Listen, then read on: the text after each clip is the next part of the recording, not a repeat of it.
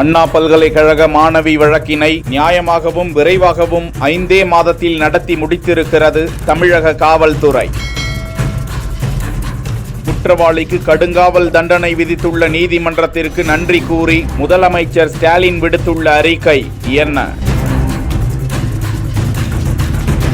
அண்ணா பல்கலைக்கழக மாணவி பாலியல் வன்கொடுமை வழக்கில் மகளிர் நீதிமன்றம் பரபரப்பு உத்தரவிட்டிருக்கும் நிலையில் குற்றவாளி ஞானசேகரனுக்கு 30 ஆண்டுகளுக்கும் குறைவில்லாமல் சிறை தண்டனை விதித்து மகளிர் நீதிமன்றம் உத்தரவிட்டிருக்கிறது. வேறு தரப்பினரும் மகளிர் நீதிமன்ற தீர்ப்பினை வரவேற்றிருக்கும் நிலையில் இதுகுறித்து முதலமைச்சர் அறிக்கை ஒன்றை தனது எக்ஸ் வலைதள பக்கத்தில் வெளியிட்டிருக்கிறார். அதில் பெண்கள் பாதுகாப்பு பற்றி வேடம் போடுபவர்களுக்கு தனது செயலால் பதிலளித்திருக்கிறது தமிழ்நாடு காவல்துறை. விசாரணையின் போது உயர்நீதிமன்றமே பாராட்டிய வகையில் சென்னை மாணவி வழக்கினை நியாயமாகவும் விரைவாகவும் 5 மாதத்தில் நடத்தி முடித்து குற்றவாளிக்கு கடும் தண்டனையை பெற்று தந்திருக்கிறோம். தீர்ப்பு வெளியாகியுள்ள நிலையில் இந்த வழக்கில் காவல்துறை சிறப்பாக செயல்பட்டுள்ளதாக மகளிர் நீதிமன்றமும் முன்வந்து பாராட்டியிருக்கிறது. இளம்பெண் ஒருவருக்கு நிகழ்ந்த அநீதியில் கூட அரசியல் ஆதாயம் தேட நினைக்கும் சின்ன புத்தி கொண்ட சிலரின் எண்ணம் இதனால் தவிடுபொடியாகியுள்ளது. பாலியல் குற்றவாளிகளுக்கு முன்விடுதலை கிடையாது என